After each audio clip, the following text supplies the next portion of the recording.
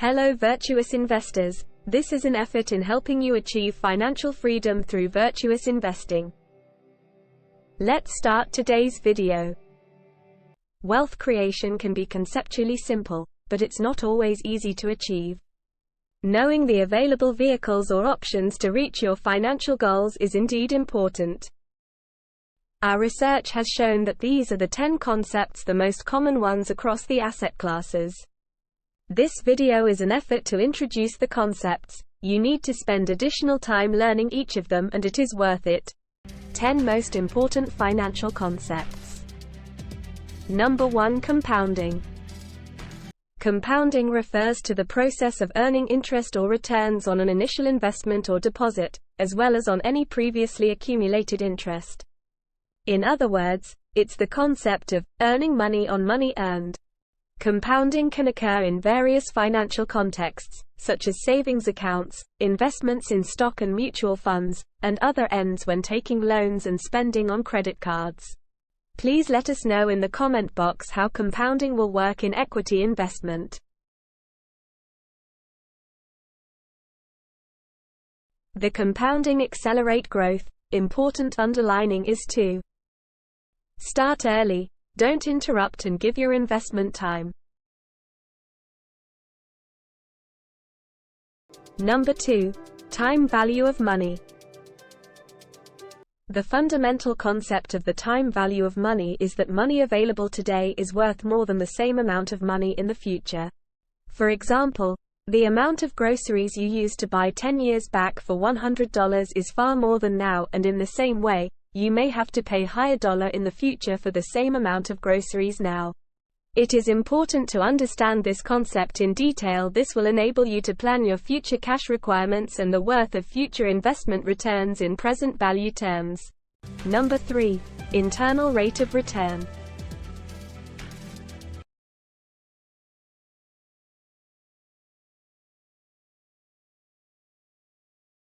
In simple terms, the IRR is the rate of return that an investment is expected to generate over its lifespan. It is the discount rate that equates the present value of cash inflows to the initial investment or cash outflows. You can use a Microsoft Excel sheet function to calculate IRR. Number 4. Return on equity.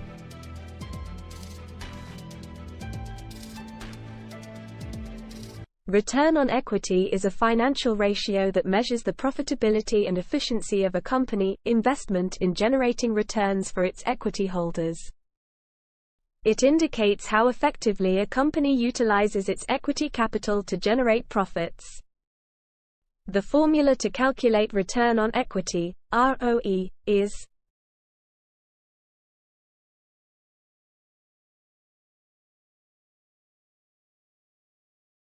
ROE is typically expressed as a percentage. A high ROE suggests that the company is effectively utilizing its equity capital to generate profits, which may be an indicator of a well-managed and successful business. Number 5. Rule of 72.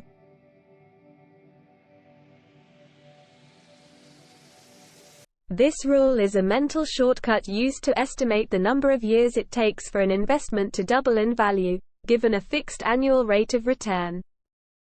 The rule states that by dividing 72 by the rate of return, you can estimate the years required to double your money. For example, if you have an investment with an annual interest rate of 8%, you can use the rule of 72 to estimate that it would take approximately 9 years, 72/8, for the investment to double in value.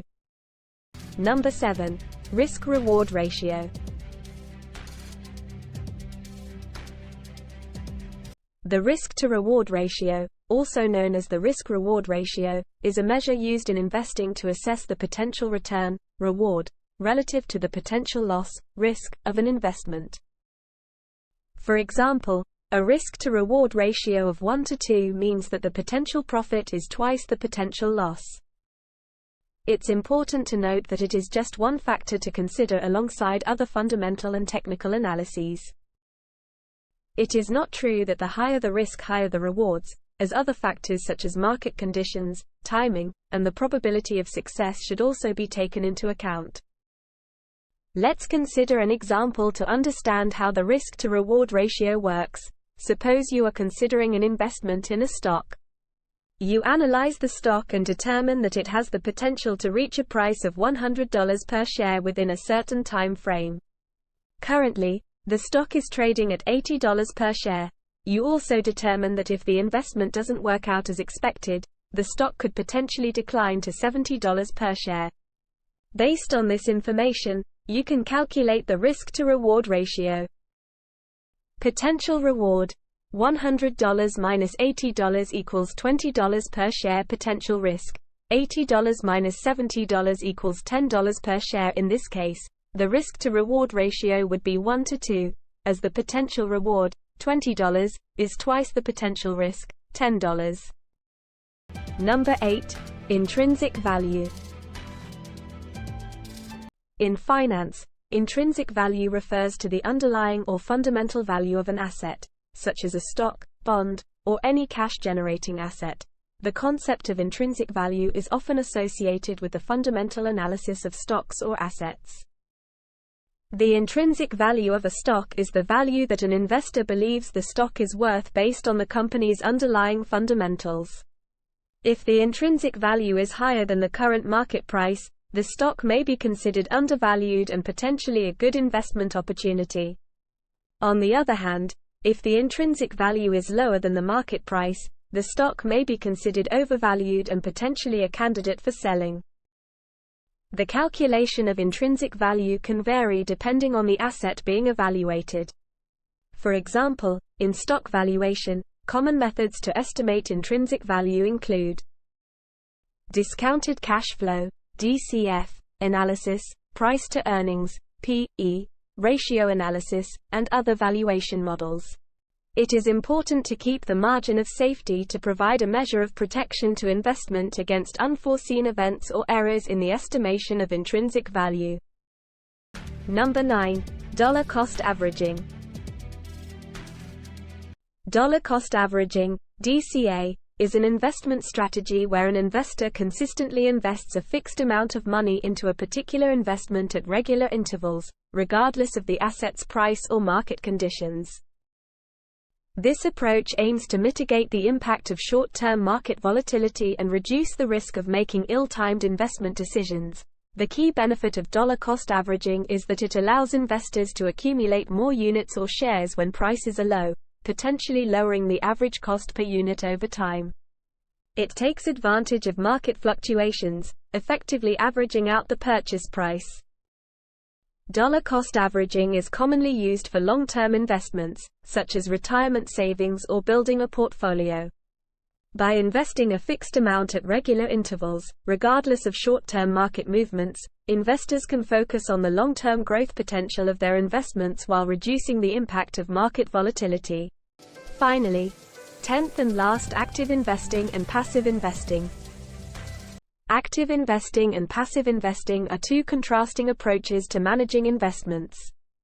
They differ in their strategies, philosophies, and the level of involvement and decision-making by investors. Let us see a bit more in details. Active investing.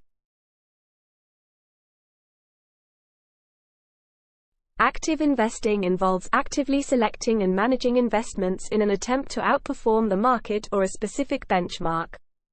Active investors typically rely on research and analysis, and identify mispriced securities or opportunities for higher returns. Passive investing. Passive investing involves building a portfolio that aims to replicate the performance of a specific market index or benchmark rather than actively trying to outperform it.